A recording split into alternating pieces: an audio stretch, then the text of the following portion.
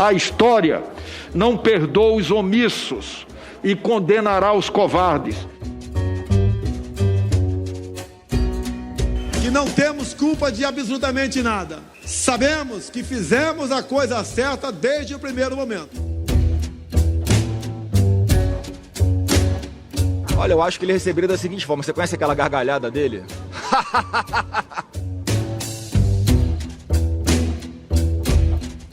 E rir nesse momento, não creio que seja uma risada de alívio. Pelo contrário, a sua risada de temor. O que nós decidimos? Passar todos para, no mínimo, R$400. Ninguém está furando o teto, não. E o que nós temos discutido aqui é exatamente como é que nós podemos fazer isso dentro de toda a estrutura fiscal que nós temos hoje. Não é uma alteração do teto. O teto continua a existir, a responsabilidade fiscal também. No entanto, há uma redefinição da regra relacionada à correção desse teto de gastos públicos.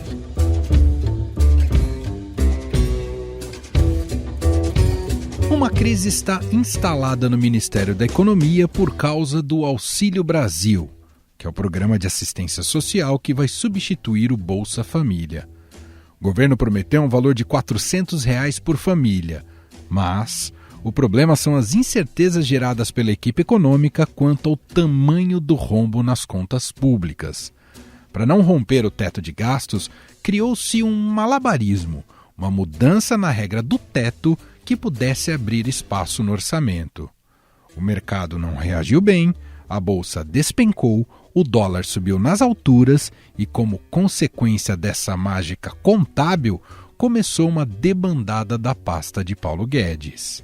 O secretário especial do Tesouro e Orçamento, Bruno Funchal, e sua adjunta, Gildenora Dantas, o secretário do Tesouro Nacional, Jefferson Bittencourt, e seu adjunto, Rafael Araújo, pediram demissão nesta quinta-feira. Só que no Congresso Nacional já há parlamentares que trabalham para subir o auxílio para R$500, o que pode aumentar ainda mais as dúvidas sobre a viabilidade do projeto. Mas em ano eleitoral, quem segura a sanha populista pelo voto? A semana já tinha começado complicada para o governo federal, com o relatório final da CPI da Covid, que foi finalmente apresentado e lido pelo senador Renan Calheiros, relator da matéria. Depois de algumas divergências entre a cúpula da comissão, os indiciamentos por genocídio do povo indígena e a imputação de homicídio qualificado contra o presidente foram retirados do texto. Mesmo assim, Jair Bolsonaro foi indiciado em 9 crimes no período da pandemia, entre eles charlatanismo, emprego irregular de verbas públicas e crimes contra a humanidade. Mas ele não está sozinho.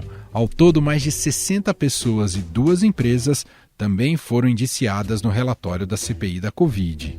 Entre elas, os filhos do presidente, Carlos, Eduardo e Flávio, o ex-ministro da Saúde, Eduardo Pazuello, o atual titular da pasta, Marcelo Queiroga, e os membros do chamado Gabinete Paralelo. No Poder em Pauta de hoje, vamos abordar esses assuntos com os nossos jornalistas de Brasília que cobrem o dia a dia da política.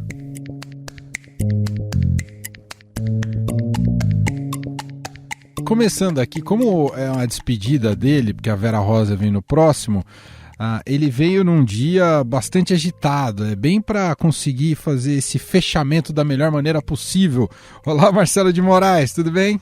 Salve, Emanuel, salve, Felipe Frazão. É sempre um prazer falar aqui, ainda mais nesse momento tão turbulento, tão quente na política e na economia do país. Você viu que Brasília caprichou, né, Frazão? Tudo bem? Demais, essa semana tá impossível, trabalho para todo mundo e bastante, ainda bem que o Marcelo tá aqui e você também, Emanuel. E ainda bem que a gente tem companhia, né, nossos ouvintes aí, para nos ajudarem a seguir com forças nessa jornada que não termina tão cedo. Essa conversa aqui com o Marcelo Frazão a gente grava no final da quinta-feira, na noite da quinta-feira, justamente para que chegue aí no seu tocador de podcast o mais quente possível, fechando um pouco a semana os assuntos que marcaram tanto na política quanto na economia. Aliás, esse é o nosso primeiro assunto, né? Uma crise que envolve tanto política quanto economia, até num certo sentido uma vitória da lógica política eleitoral sobre a economia e seus valores técnicos. O ministro Paulo Guedes perdeu 4 membros ali do seu ministério após uma crise em função de um aumento do Auxílio Brasil, né, ou Bolsa Família turbinado, num valor de R$400. Não havia espaço no orçamento para esse valor, para bancar esse valor, e se criou ali uma manobra na questão do teto de gastos para que se conseguisse abrir espaço no orçamento. Claro que isso teve uma repercussão hiper negativa no mercado, bolsa fechou em queda, dólar subiu, muitas críticas e pressão interna também dentro do próprio Ministério da Economia. E aí, Marcelo, eu queria começar te perguntando como é que fica esse Paulo Guedes que ao longo de 3 anos de governo a gente vem relatando sucessivas derrotas daquilo que ele prometeu e não entregou. Como é que você enxerga esse novo capítulo? Um capítulo bastante desgastante para ele, hein, Marcelo? Sem dúvida, Emanuel. Acho que a gente está naquela situação em que se ficar, fica muito fraco, e se sair, é uma derrota de uma agenda liberal, de uma proposta que ganhou as eleições em 2018, acoplada ao projeto político de Bolsonaro, e que agora está sendo colocada para lá de cheque, né? Nem mais cheque, checkmate com o rei tombado, né? Porque é claro que está muito nítido que o populismo eleitoral venceu a agenda liberal. Está na cara que o presidente Jair Bolsonaro está mirando 2022, aliás, parece que nunca desceu do palanque, né, das eleições, e está vendo que precisa aumentar, reduzir o desgaste político que vem sofrendo por conta, seja da pandemia, seja da economia, e principalmente nas camadas mais vulneráveis da população, que dependem muito mais de emprego, que dependem muito de auxílios, né? E essa camada se afastou do governo, né? Não tá mais votando em Bolsonaro, aparentemente, pelo menos nesse momento. Passar todos para, no mínimo, R$400. Então, esse auxílio Brasil, né, que é o novo nome do Bolsa Família, que está sendo lançado pelo governo, já teve vários valores. Agora a gente está fazendo aquela conta, deve ser alguma coisa acima de 400, pode chegar a 500, chegar a 600, virou meio que um quem dá mais. Só que qual é a âncora fiscal disso, né? Você tem um grande malabarismo que está sendo feito dentro dessas contas públicas, um grande arruma para cá, puxa para lá, como disse o Paulo Guedes, é uma licença para gastar, você empurra o que não deveria poder gastar porque está dentro da regra do teto fiscal, você fecha o olho, vira de lado, tapa o nariz e gasta. Mas, por outro lado, de uma licença para gastar. Só que isso assusta todo mundo, assusta todo aquele comprometimento com a responsabilidade fiscal tão cara para o Brasil, que sempre foi tão desordenado nisso. O Brasil sempre teve o hábito, vários governos seguidos que não tiveram nenhum compromisso com o equilíbrio fiscal, muitos governos que gastavam simplesmente com fins eleitorais, e parece que essa é a realidade que está prevalecendo agora no governo por conta dessa necessidade de fazer um programa social arrojado, com muito alcance, e que a gente sabe que é necessário. A gente sabe que a população mais carente está desesperada, que aumentou a extrema pobreza, aumentou a fome, o desemprego está muito elevado ainda, então a gente sabe que isso tem que ser atacado. O problema é como é ser atacado, qual é a solução que foi encontrada. Foi feita uma cambalhota para poder arrumar um dinheiro qualquer ali, sem respeitar as contas, sem respeitar os limites da responsabilidade fiscal. Se você conseguisse de outra maneira, não tinha problema nenhum, é isso mesmo, tem que atender a população que está mais exposta. Mas quando você coloca em risco a conta pública, o que você perde é credibilidade. E o mercado reage, os investidores lá fora reagem, o dólar dispara, a bolsa despenca, a inflação vai dando cada vez mais saltos, aí só Deus sabe onde vai parar, e a gente acaba não tendo, aquela coisa, você dá com uma mão e tira com a outra, porque a inflação vai comer esse dinheiro, a taxa de juros vai comer esse dinheiro, o desemprego vai ser acentuado porque não tem quem invista para criar novos empregos no país. Então, é a falsa ajuda, porque você ajuda aqui, só que esse dinheiro deixa de valer e você acaba, na verdade, não ajudando ninguém. Eu conversei com o deputado Rodrigo Maia, que foi presidente da Câmara, justamente na época do teto, né, quando foi aprovado o teto, e também em outras agendas liberais importantes dessa chamada agenda liberal, como a reforma da Previdência, e ele falou para mim que o teto é uma conquista da sociedade, ele não justamente por conta desse controle. E ele acha, a avaliação que ele fez para mim, é que hoje o que você tem é a troca disso para uma orgia fiscal. O termo que ele usa é esse, orgia fiscal. Ô Frazão, qual que é o tamanho dessa... Há um cálculo, evidentemente, eleitoral, né, com a proximidade da realização das eleições em 22, mas queria te ouvir qual que é o tamanho dessa fome, que aparentemente, essa fome no sentido de tentar privilegiar setores da sociedade para buscar votos, e o Bolsonaro claramente mira isso, e agora também pensa em dar um auxílio para os caminhoneiros, porque os combustíveis estão com preços muito elevados, mas isso não está só restrito ao Bolsonaro. No Congresso há uma disputa também por esse auxílio ter um valor até acima dos R$400. E até o opositor do presidente Jair Bolsonaro também está nem aí pela responsabilidade fiscal. O ex-presidente Lula trucou e falou em R$600. Essa fome por votos torna isso o cenário assim, Frazão? Fome por votos, né? Fome por poder, né? A população está aí passando fome, né? As imagens que a gente tem visto são chocantes, assim, são de fato muito, muito tocantes aqui nas ruas, em Brasília mesmo. Se você circula pela esplanada dos ministérios, pelos arredores aqui, os bairros do Plano Piloto, você vai ver. Não precisa estar numa grande cidade, uma metrópole do tamanho de São Paulo, do Rio de Janeiro, de outras cidades grandes do país, para se ver isso. Isso está à vista dos parlamentares de toda a sociedade aqui. E a fome deles, no caso, é uma fome por se manter no poder. Me chamou muita atenção que essa, primeiro, não é uma primeira debandada, né, do Paulo Guedes. Ele mesmo usou esse termo, né, na equipe dele. Teve também uma primeira debandada quando saiu o Marcos Troirro, que foi para o novo Banco de Desenvolvimento dos BRICS, saiu o Mansueto Almeida, depois saiu o Valderi, vários secretários importantes da equipe Salim Guedes original, né? O Marcos Sintra também, da Receita, saiu. Inclusive, foi mais ou menos nesse mesmo período do ano, só que no ano passado, foi em setembro. E ele sofre derrotas, seus projetos sofrem derrotas, e ele sofre essas debandadas do governo. Naquela época, ele resistia até então, porque tinha no Palácio do Planalto um perfil menos político do que tem hoje, né? Tinha no governo, em geral, uma presença menor de políticos parlamentares, como há hoje na Casa Civil, na Secretaria de Governo e, sobretudo, no Ministério da Cidadania, que é quem está tocando o Auxílio Brasil, quem entrou no governo para desenhar esse projeto, apresentar uma solução para quando acabasse o auxílio emergencial da pandemia e quando também o presidente precisava, né, ele sempre flertou com isso durante muito tempo, de trocar o nome do Bolsa Família, de fazer algumas alterações no programa, foi o ministro João Roma, que é um deputado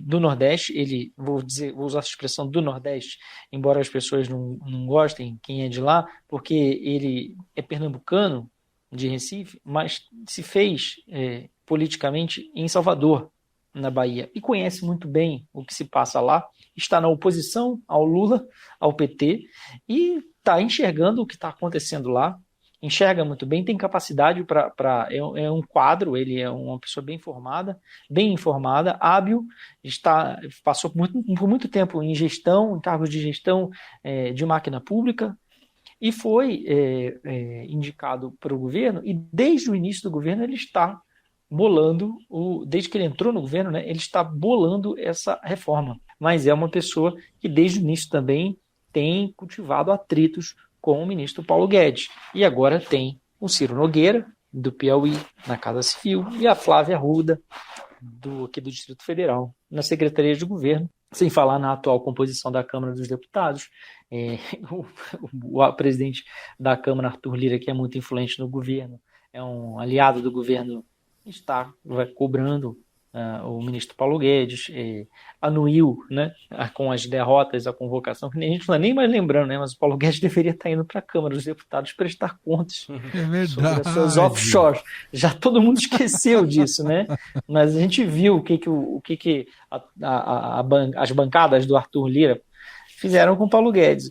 Ele está muito pressionado, né? Ele está muito pressionado. E é a fome, porque esses políticos no governo, eles enxergam o social, né? É o que eles têm dito, né? Não dá para ter só o lado liberal. Aquele discurso liberal durou até a eleição já começou. A preparação já está aí, eles estão vendo a necessidade disso para poder fazer frente, porque com a inflação de 2 dígitos, vai ser muito difícil de se segurar um governo se não injetar dinheiro na economia, ainda que, como o Marcelo lembrou, seja uma tapiação, né? Porque R$400 hoje, quando chegar a eleição do ano que vem, esse dinheiro já se esfacelou completamente o poder de compra disso. O que vai estar de fato sendo capacidade de uma cesta básica? Isso vai bancar o que essa cesta básica? Como é que vai estar? Ô Marcelo, e me lembrou um pouco o último ano do primeiro mandato da ex-presidente Dilma Rousseff, um esforço hercúleo, segurando o máximo que pudesse, né, o rojão para conseguir a reeleição. E o Guedes, tudo indica, está disposto até a ir ao inferno, abraçado com Bolsonaro, não é, Marcelo? E você lembra como é que foi a frase da ex-presidente Dilma na ocasião? Era 2013 isso, não era nem ainda o ano de eleição. Ela falou assim, na eleição a gente faz o diabo. Isso! Então, agora já está se fazendo... Eu acho que o diabo mudou de patamar, né? Acho que estamos num outro patamar de diabo, porque o que está se liberando agora... Eu acho que é importante a gente lembrar que dessa importância... É importante lembrar esse peso que o Centrão tem no Congresso e esse peso que ele tem sobre o governo Bolsonaro. Ele hoje, quem comanda, quem dá o rumo do que vai ser feito no governo, não tem nenhuma dúvida que é o presidente, mas sob total influência do Centrão. E aí está falando do ministro da Casa Civil, Ciro Nogueira, do presidente da Câmara, Arthur Lira, e outros presidentes de partidos que fazem parte desse bloco que é o Centrão. E como disse o Frazão, o Centrão está de olho no social, mas porque ele está de olho no voto, ele está de olho nas emendas que ele pode conseguir. E aí eu não estou nem falando que essas emendas não seriam de uso republicano, tá? Eu estou fingindo que vai dar tudo certo, são emendas que são super legais, vão ser bem executadas e tal. Mas são emendas que são feitas para terem retorno eleitoral, retorno político. Então você tem esse peso que o Centrão colocou dentro do governo, que é claro que não vai caber a agenda liberal mais. E vamos lembrar que o Bolsonaro nunca foi um liberal. Bolsonaro sempre teve uma trajetória política de ser populista, de ser quase um sindicalista dentro do Congresso. Ele era do baixo clero. Ele defendia interesses corporativos dos militares, das polícias, do corpo de bombeiros, da turma dele, que é legítimo, não tem nenhum problema nisso. Só que o perfil dele, ele era contra estatizar as empresas, ele era contra a abertura da economia, ele era contra reformas, tudo isso ele era contra. Depois, abraçado no projeto liberal do Paulo Guedes, ele mudou o discurso, alinhou o discurso dele, porque sentiu que tinha um eleitorado que estava muito interessado nessa agenda. Ele surfou nessa onda, surfou em duas ondas, a onda da antipolítica e essa onda liberal, e conseguiu se eleger. Eu acredito que ele fique no governo, porque realmente eu não vejo essa disposição dele sair, a não ser que realmente se torne uma coisa muito insustentável para ele. Ele gosta de ser ministro, é importante que a gente diga, ele gosta de ocupar o cargo de ministro da Economia, para ele é uma questão importante, é uma missão que ele se colocou. Eu acho que ele não vai sair, mas ele acaba virando passageiro desse trem, né? Na verdade, quem está decidindo o que vai ser feito é o presidente Bolsonaro, inspirado por quem pode lhe dar retorno político. E o Centrão está acenando com ele, com uma reversão nessa queda do prestígio. Só para ilustrar e fechar esse primeiro bloco, isso que você acabou de dizer, Marcelo, enquanto gravamos aqui neste momento, noite de quinta-feira, a Comissão Especial já aprovou o texto base da PEC dos precatórios com mudança no teto de gastos. Demorou 6 horas entre o deputado Hugo Mota concluir seu parecer, a redação dele, e a Comissão Especial já aprovou, para você ver como está tudo muito bem arquitetado. Bom, a gente precisa abrir um espaço, para falar em abrir espaço aqui no tempo do programa, para a gente falar, claro, sobre o relatório final da CPI. Essa semana teve a leitura do relatório final pelo relator Renan Calheiros. Começou a semana ali marcada um pouco por divergências do relatório ter sido vazado, Renan Calheiros ganhando amplo protagonismo, dando muitas entrevistas. A cúpula ali do G7 não gostou muito, e depois teve um amplo debate sobre a tipificação dos crimes, a questão do homicídio qualificado, a questão do genocídio de indígenas, que saiu desse relatório final. Mas eu queria um pouco do seu diagnóstico entre mortos e feridos e depois de 6 meses de CPI. Como é que você está vendo, Frazão, esse capítulo final, os momentos derradeiros da CPI da Covid, que fez um trabalho importante, né, em meio à mais grave crise sanitária na história do país, Frazão?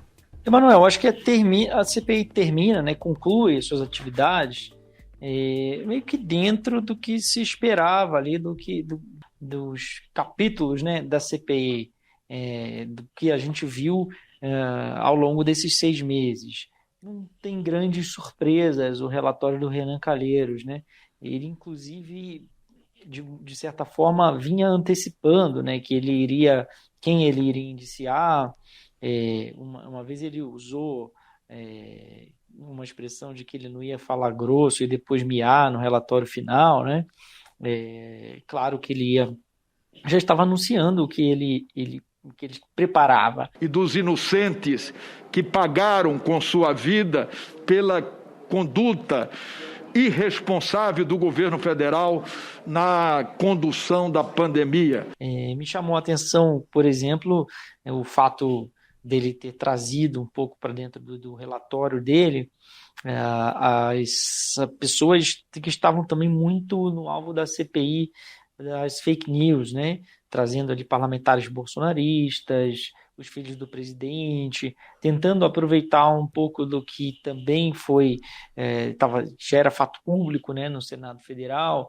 Essa CPI das fake news, ela ficou pelo caminho, né, não foi retomada depois da pandemia, ela não teve, foi atropelada talvez pela CPI da pandemia, e ele aproveita, traz alguma coisa para os indiciamentos, ele indicia, como já era esperado, o presidente Jair Bolsonaro, faz as acusações de que o governo agiu com dolo. A história não perdoa os omissos e condenará os covardes. Ele coloca militares, embora me pareça, pelo menos, que tentou se poupar, né, de certa forma, o ministro da Defesa, que acabou não comparecendo para depor, mas ele está lá citado entre os indiciados. Eu conversei com alguns militares essa semana, da Ativa, do Exército, porque os 4 indiciados são do Exército, e parece que a não reação deles também é calculada, né? Se a gente lembrar o que houve durante a CPI, alguns atritos, né, com os militares, sobretudo quando houve uma acusação de que havia uma ala podre dentro das Forças Armadas e que eles deveriam ser investigados. O ministro da Defesa e os comandantes reagiram a essa declaração do presidente Omar Aziz, e houve também depois o Senado, de certa forma, no plenário, retrucando essa declaração, né, dizendo que aquilo era algum tipo de intimidação. Dessa vez ninguém falou nada. Não vamos ver nenhuma reação do Exército Brasileiro, do Ministério da Defesa, por enquanto, porque eles também já avaliam que os indiciamentos que estavam lá já eram previsíveis, né?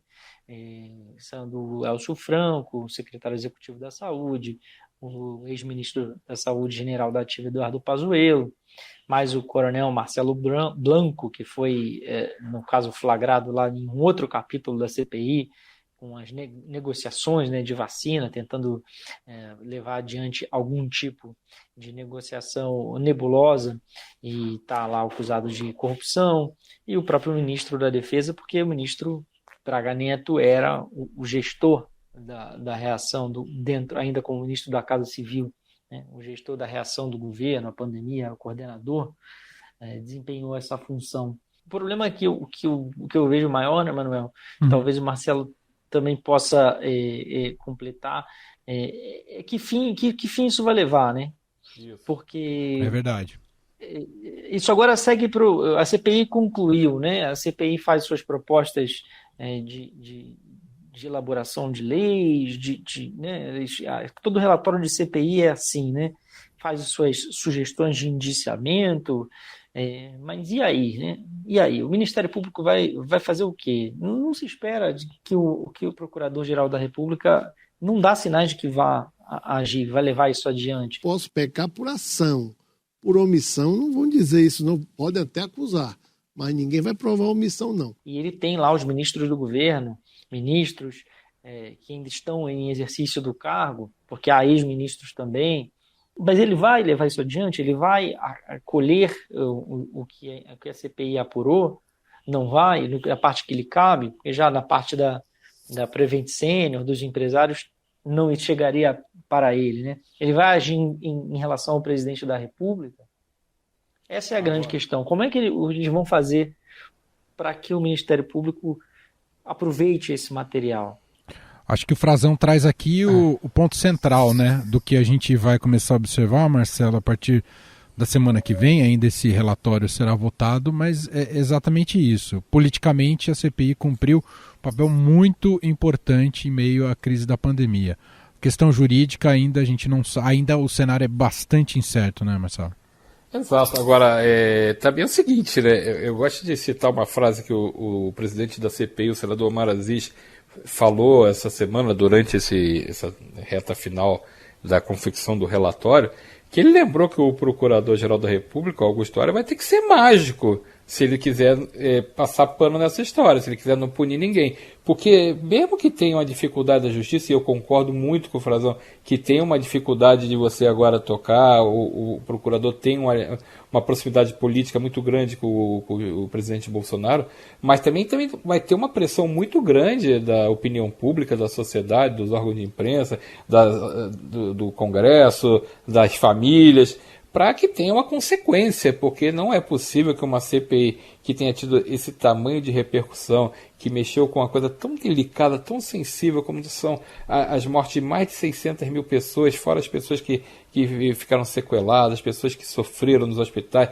todo o estrago que foi, a tragédia que foi para a sociedade brasileira, você simplesmente ignorar as recomendações, as decisões que a CPI tomou, todo o trabalho de investigação, e eu acho que tem muita coisa que poderia ter sido até mais investigada que ficou de fora, mas teve muita coisa que ficou comprovada, teve muita coisa que não tem como você ignorar e não tomar alguma providência. Então, o procurador Augusto Aras vai passar pano, vai sentar em cima todos esses documentos que foram produzidos, de todos esses depoimentos que foram feitos pela CPI, é muito complicado também para ele. Então, eu acho que é muito grave você chegar a uma situação em que o relator tipifica uma culpa, uma responsabilização do presidente da República, e esse relatório tem tudo para deve ser aprovado na quarta-feira, mesmo com voto contrário dos governistas. A maioria dos integrantes da CPI vai certamente chancelar o relatório de Renan Calheiros, pode mexer uma coisa aqui, outra acolá, mas a imensa maioria do relatório deve ser confirmado. É muito grave você ter o presidente, ministros, ex-ministros, os filhos do presidente sendo citados como responsáveis por irregularidades, por problemas, por negligência, por negacionismo, por fake news. É um rol de crimes que são listados ali. Eram 11, caíram para 9, o Renan Calheiros fala em voltar para os 11. Então a gente tem um rol de crimes ali que ao gosto do freguês. Você pode escolher onde você quer atacar. O fato é que o presidente se desgastou muito politicamente e agora vai ter que enfrentar a consequência disso também. Que não temos culpa de absolutamente nada. Sabemos que fizemos a coisa certa desde o primeiro momento. E isso eu acho difícil que o procurador acabe ignorando, que a justiça acabe ignorando, que acabe numa solene pizza. Acho que a história é muito trágica. Não estamos falando de um desvio de recursos apenas, não estamos falando de uma irregularidade,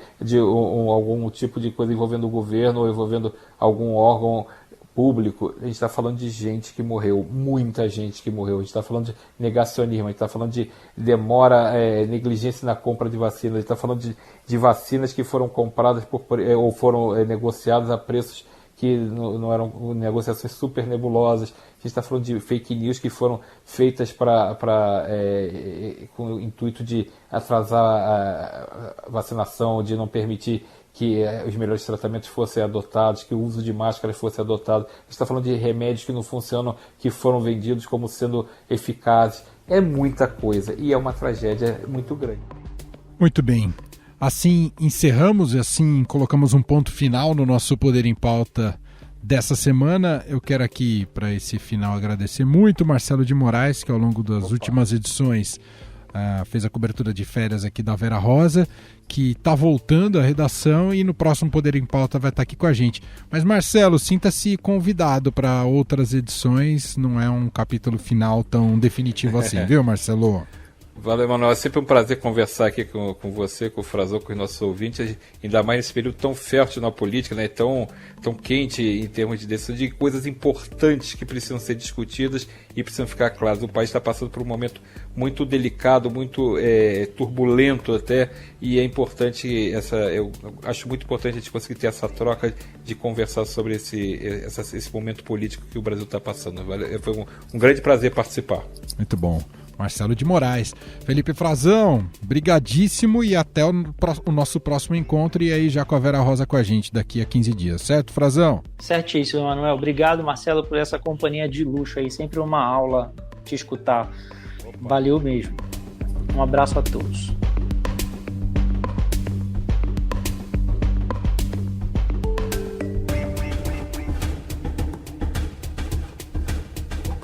E este foi o Estadão Notícias de hoje, sexta-feira, 22 de outubro de 2021. A apresentação foi minha, Emanuel Bonfim. Na produção, edição e roteiro, Gustavo Lopes. A montagem é de Moacir Biasi. E o diretor de jornalismo do Grupo Estado, João Fábio Caminoto. Escreva para a gente no e-mail podcast@estadão.com. Um abraço para você, um ótimo fim de semana e até mais.